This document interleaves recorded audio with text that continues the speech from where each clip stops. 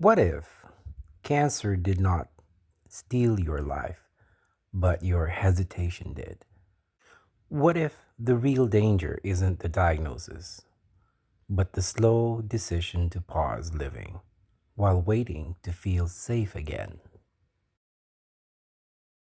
Hi, I'm Cloud. Glad you're here. I was diagnosed with lung cancer. Still feels strange to say that out loud. This channel is my way of making sense of all this. A place to chronicle the ups and downs and challenges of lung cancer. I hope something here resonates with you. Here we are surviving. No, thriving with cancer.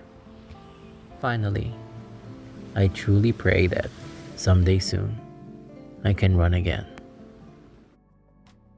And here we are again. Another day, another grind. We got this. Rehab and recovery. Let's get busy living.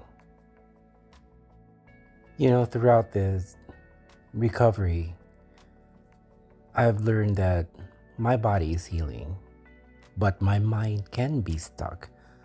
I keep replaying scans, symptoms, what ifs, stuff like that in my head. I start measuring days by fear instead of meaning and purpose. I'm alive, but I'm also not moving forward. I've learned this truth. Cancer does not have to win to keep winning. If I stay frozen, it still controls the narrative.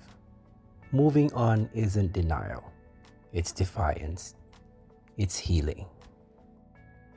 Tonight, I want to share with you 3 things that I live by every day, that I think by every day, to help me get busy living and learn to move on with my life. Move on with this weight, with this backpack of disease, and yet I'll carry it with me and move on. So let me share with you my thoughts, and thank you for joining me this evening. In order to get busy living, step 1, choose one clear, achievable goal for yourself this year. For me, I've decided to try to run, maybe walk. I don't know what I can do, but I'm gonna do a 10K. I ran a half marathon about a year and a half ago. And last year I was training for the marathon before my diagnosis. So for this year, 2026, it is my absolute goal to be able to do a 10K. I'll probably walk it fast, but it is in my list this year. One simple goal.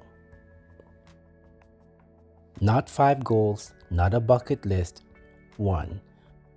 When everything has been uncertain, clarity becomes medicine. So for yourself and for me this year, this goal should be simple. It needs to be concrete and it needs to be personal. So for me, the 10K. For you, think about it. Explore your thoughts. It has to be something, that pulls you forward, not something that proves anything to anyone else. Again, it could be a race, a project, a physical milestone, a professional pivot, that thing you've been thinking about doing for the longest time, starting or creating something, a personal commitment, any of these thoughts and ideas.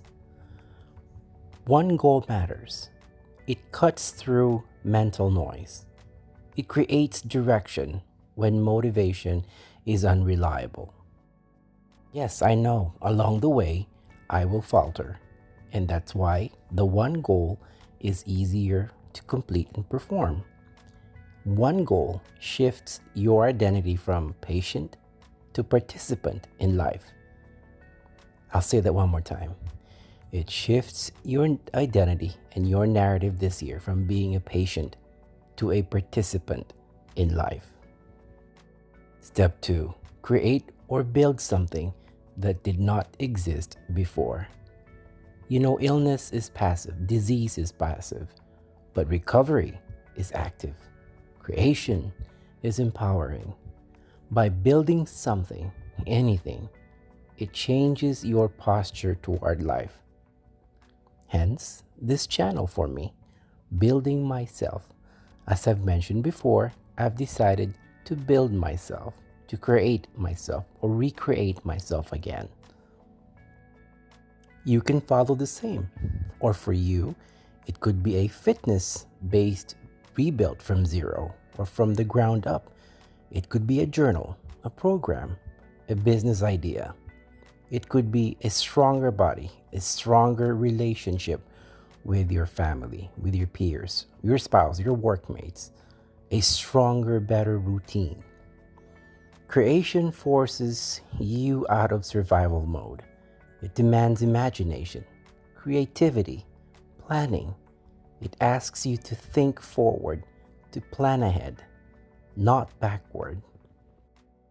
Remember, when you build, you are no longer defined by what has happened to you. You are now defined by what you're making next. That shift is not small. It's identity level change. So that goes into step 3 now. Do something intentional that requires planning and effort. That healing does not happen by accident.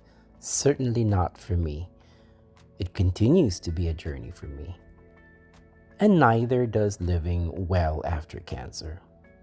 Intentional effort matters because it proves trust in tomorrow.